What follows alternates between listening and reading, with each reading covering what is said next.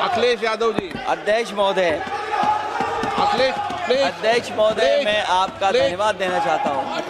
Please please. अध्यक्ष महोदय,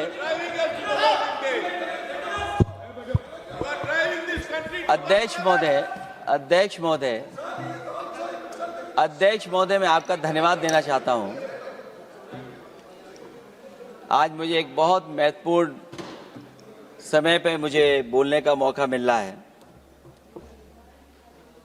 अध्यक्ष महोदय, मैं अभी भारतीय जनता पार्टी के माननीय सदस्य को भी सुन रहा था, उनके वरिष्ठ सदस्यों को भी और माननीय मंत्री जी को मैंने सुना है, और इस महत्वपूर्ण विषय पर उन्होंने अपनी बात रखी है। समाजवादी पार्टी महिला आरक्षण के पक्ष में है और समाजवादी पार्टी का इतिहास रहा है कि हम लोगों ने हमेशा महिलाओं को आगे बढ़ाने के लिए काम किया है। हमारे नेता जिनकी विचारधारा पे हम लोग आगे बढ़ रहे हैं, डॉक्टर राम मनोहर लोहिया, उन्होंने हमेशा जेंडर जस्टिस और सोशल जस्टिस की बात की है। हम समाजवादी लोग जेंडर जस्टिस और सोशल जस्टिस के पक्ष में हैं और महिलाओं का आरक्षण 33% हो उसके भी पक्ष में हम लोग बोल रहे हैं। और ये लड़ाई हमारी निरंतर चल रही है और कहीं न कहीं आरक्षण हमारी पीढ़ी के आह्वान को और मजबूत कर रहा है। लेकिन जिस तरह की बातें हमें सुनने को मिल रही हैं, अब भारतीय जनता पार्टी नारी को नारा बनाने की कोशिश कर रही है। भारतीय जनता पार्टी इस आरक्षण को लेकर के भाजपा अपना नारी का नारा बनाना चाहती है और बदलने की कोशिश कर रही है। जिन्होंने नारी को अपने संगठन में नहीं रखा, उनके मान सम्मान के लिए कैसे रखेंगे? और अगर ये बात गलत है, अध्यक्ष महोदय, जिस पेरेंटल संगठन से आप निकले हैं उसमें मान सम्मान के लिए संगठन में कितनी नारी हैं ये बता दें आप। और इनका, क्योंकि पिछले कई वर्षों से अध्यक्ष जी ये सरकार में है और मैं सुन रहा था माननीय मंत्री जी को, मैं सुन रहा था, उन्होंने बहुत सारे योजनाएं, बहुत सारे कार्यक्रमों की जानकारी दी। लेकिन अगर हम दुनिया के आंकड़े देखें, जेंडर इक्वलिटी में हम कहां खड़े हैं? हम 146 में 127वीं जगह पर खड़े हैं। और अगर हम इनके खुद के सरकारों को देखें अगर, तो अध्यक्ष महोदय, इनके 21 जगह सरकारें हैं। 21 जगह यूनियन टेरिटरी और स्टेट मिलाकर के और सहयोगी दलों के साथ मिलकर के 21 सरकारें इनकी हैं। भारतीय जनता पार्टी ये बताए कि उनके 21 स्टेट में जहां सरकारें उनके सहयोगी साथियों के साथ चल रही हैं, कितने मुख्यमंत्री इनके बने हुए हैं? कितनी महिला मुख्यमंत्री बनी हुई इनकी? जीरो। और जो दिल्ली की बनी हुई हैं, हालांकि वो हाफ चीफ मिनिस्टर हैं और वो भी महिला होने के नाते केवल हाफ चीफ मिनिस्टर हैं। नहीं, अधिकार कहां है? एक चीफ मिनिस्टर के जो अधिकार होते हैं, एक स्टेट के जो अधिकार होते हैं, क्या आपके दिल्ली की मुख्यमंत्री के पास वो अधिकार है? और फिर जो अभी तक जो सबसे बड़ी पार्टी है, जो सबसे बड़ी पार्टी अपने आप को कहते हैं, पूरे देश में जितने भी इनके विधायक चुने गए हैं, आप बताओ आपकी संख्या क्या है? 10% से ऊपर नहीं जा पा रहे हैं आप? क्या 10% से ऊपर हैं आप? और फिर लोकसभा की गिनती में अगर हम देखें तो लोकसभा की गिनती में कितने संख्या में आप हैं? इसलिए अध्यक्ष महोदय, जहां हम ये कहते हैं कि हम महिला आरक्षण के पक्ष में हैं, वहीं कुछ सवाल हमारे भी आपके लिए हैं। मैं उससे पहले याद दिलाना चाहता हूं कि कई बार लोग ये कहते हैं कि समाजवादी पार्टी विरोध करती है। अगर हम अपनी बात कहना चाहें तो डॉक्टर राममनोहर लोहिया, जिनकी विचारधारा पर हमारी समाजवादी पार्टी का आधार है, उनके द्वारा हमेशा महिलाओं को पुरुषों के बराबर की हिस्सेदारी हर क्षेत्र में देने की बात कही गई। और मैं उनको कोट करना चाहता हूं कि संस्कार का आरंभ महिला से होता है। यदि महिला जागृत है तो पूरा समाज जागृत हो जाता है। ये लोहिया ने हमारे जिस विचारधारा पे हम लोग चल रहे हैं वो हम आपको बताना चाहते हैं। जब तक महिलाएं राजनीति में नहीं आएंगी, सामाजिक क्रांति अधूरी रहेगी। लोहिया जी ने निरंतर महिलाओं की राजनीति में महत्वपूर्ण भूमिका पर बल दिया है और समाज में वास्तविक परिवर्तन उनके योगदान से ही आ पाएगा। इसलिए मैं याद दिलाना चाहता हूं अध्यक्ष महोदय, उत्तर प्रदेश में पंचायत में सबसे पहले आरक्षण महिलाओं के लिए लागू करने का काम समाजवादी पार्टी ने किया। तो जहां महिलाओं के पक्ष में है उनके आरक्षण के, वहीं हमारा सवाल यह भी है कि जल्दीबाजी क्यों है? आखिरकार महिला आरक्षण के नाम पर जल्दीबाजी क्यों है भाजपा के अंदर? सच तो यह है कि भाजपा जनगणना को टालना चाहती है, और जनगणना को टालने का मतलब है कि जाति जनगणना को टालना चाहते हैं। और जाति जनगणना इसलिए टालना चाहते हैं क्योंकि वो आरक्षण का सवाल उठेगा। जो भाजपा उनके संगी साथी कभी भी देना नहीं चाहते हैं आरक्षण। भाजपा को यह भी अच्छी तरह याद है कि पीडीए में ए का मतलब आधी आबादी है, मतलब महिलाएं भी पूरी की पूरी उसमें गिनती में आती। एक बड़ा चुनावी सच ये भी है कि भाजपा की चुनावी घपलेबाजी अब पूरी तरह से भंडाफोड़ हो गई है।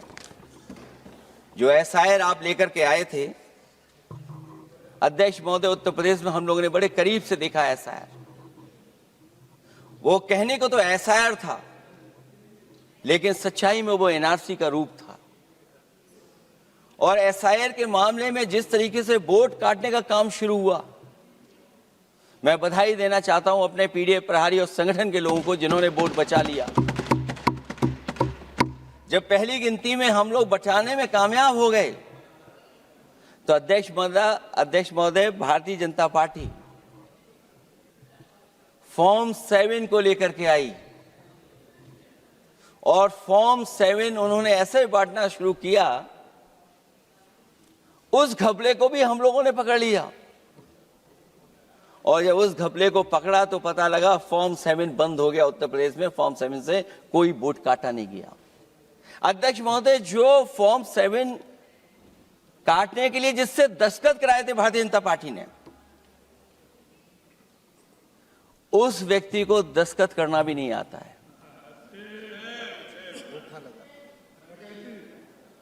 अध्यक्ष महोदय, जो एसआईआर के बहाने फॉर्म 7 लेकर के आए थे, जो फॉर्म 7 दस्तखत करा करके वोट काटे जा रहे थे उत्तर प्रदेश में, जब पकड़ा गया, हम लोगों को जानकारी मिली, हम लोगों ने उसको प्रेस के सामने लेकर के आए और चुनाव आयोग को शिकायत की।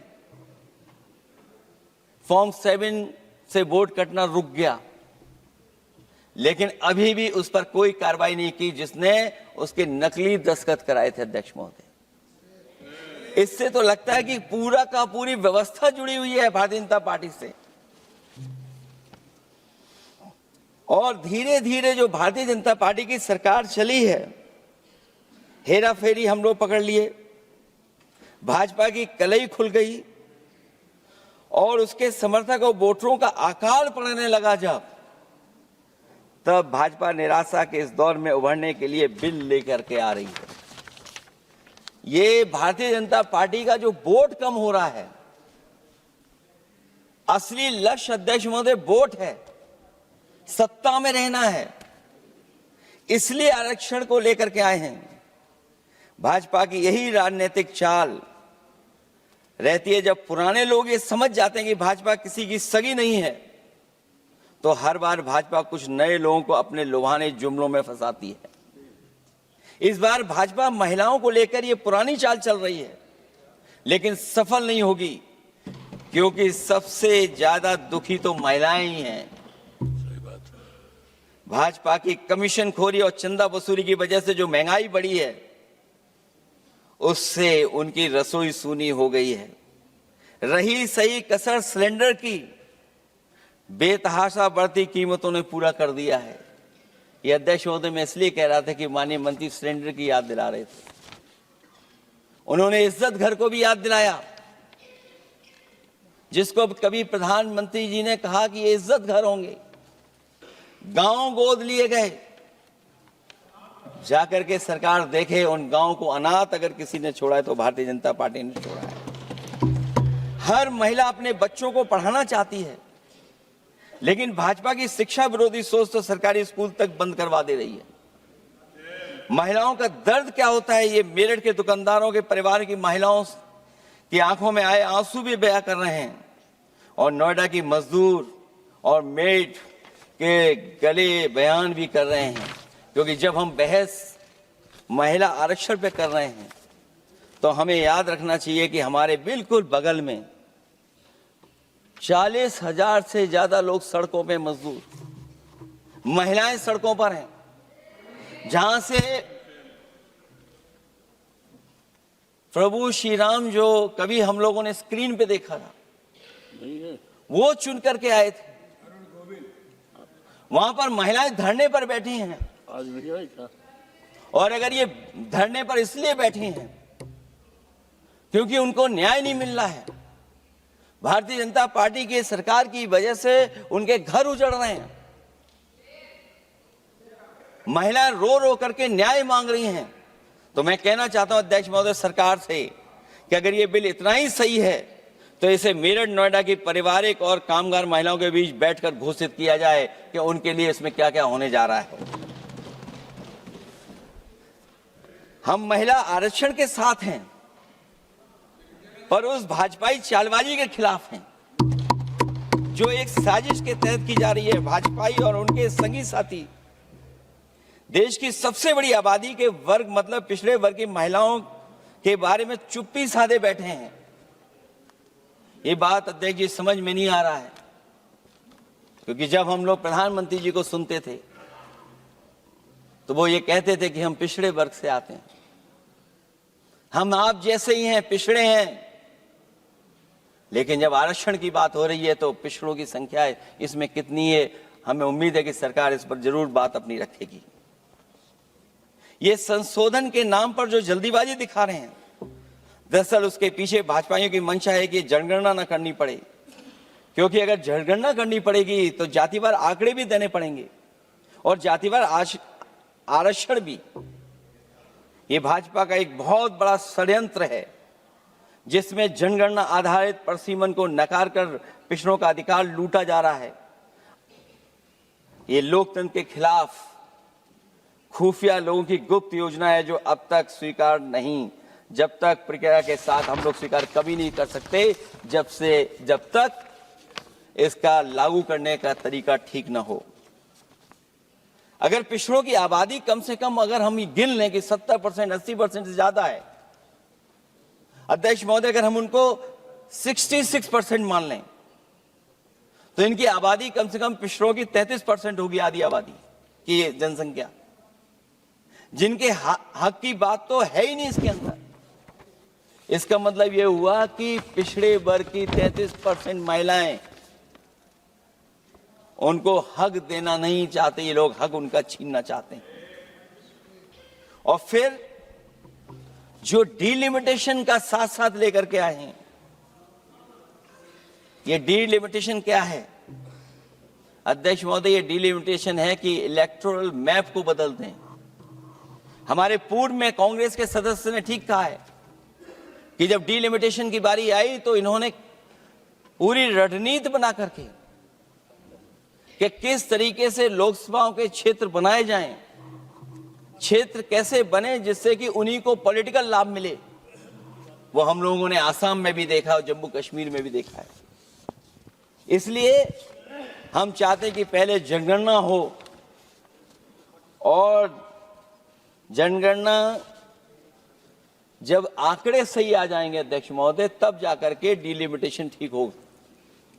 और अगर आंकड़े ही ठीक नहीं हैं तो फिर आरक्षण कैसे ठीक होगा? क्योंकि आरक्षण का आधार ही हमारा जनसंख्या पर है। कहीं ऐसा तो नहीं कि आधी आबादी में ये मुस्लिम को भी ना गिनते हो, मुस्लिम महिलाओं को। इसलिए हमारी मांग होगी कि आधी आबादी में पिछड़े और मुस्लिम महिलाओं को भी जोड़ करके इस आरक्षण को पूरा किया जाए। एक जो हमें आशंका है कि जब आरक्षण होगा और डिलिमिटेशन होगा और जब संख्या बढ़ेगी तो उत्तर प्रदेश की संख्या विधानसभा की 500 से ऊपर होने जा रही है। और अगर 500 से ज्यादा होने जा रही है तो उसमें सरकार क्या विचार कर रही है? कहीं कोई ऐसा षड्यंत्र तो नहीं है जो हम महिला आरक्षण के बहाने उस षड्यंत्र को छिपा करके आगे बढ़ रहे हों? क्योंकि उत्तर प्रदेश में 120 सीटें तो लोकसभा की होने जा रही हैं और विधानसभा की सीटें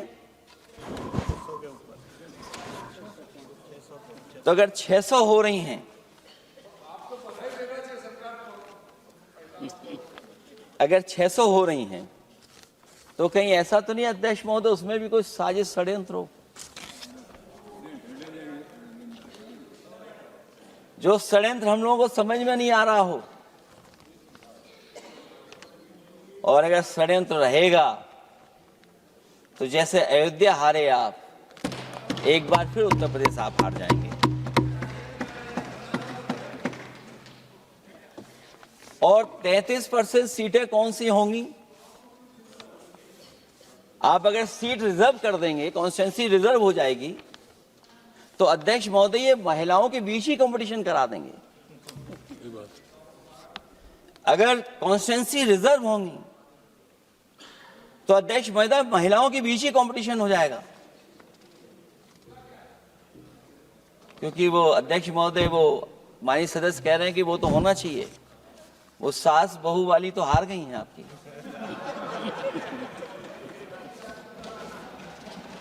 तो अगर पार्टी को ये मौका मिलेगा तो न केवल कंपटीशन से हम बच सकते हैं बल्कि संख्या महिलाओं की लड़ने की ज्यादा होगी। ये महिलाओं को ज्यादा नहीं लड़ने देना चाहते हैं चुनाव, इसलिए कॉन्स्टिट्यूंसीज को रिजर्व कर रहे हैं। अध्यक्ष महोदय हमारा पक्ष है, हमारी मांग है कि ये जो लागू हो आरक्षण वो पार्टी को मौका मिले, पार्टी लड़ाए उनको, पार्टी संख्या तय करे। इसके साथ साथ जो रोटेशन वाला है इशू, स्वाभाविक है कि जब हम एक क्षेत्र से लड़ते हैं अध्यक्ष महोदय तो एक भावनात्मक अटैचमेंट बनता है वोटरों के बीच में। और अगर ये रोटेशन का मामला होगा तो अध्यक्ष महोदय कोई भी अपने क्षेत्र में बहुत ज्यादा भावनात्मक लगाव नहीं रखेगा क्षेत्र की जनता से। तो अगला क्षेत्र की सोचने लगेगा कि अगला क्षेत्र हमारा क्या होगा। इसलिए हम इसके भी खिलाफ है अध्यक्ष महोदय कि रोटेशन नहीं हो। हम रोटेशन की प्रणाली के खिलाफ हैं, इसके पक्ष में हम लोग नहीं हो सकते।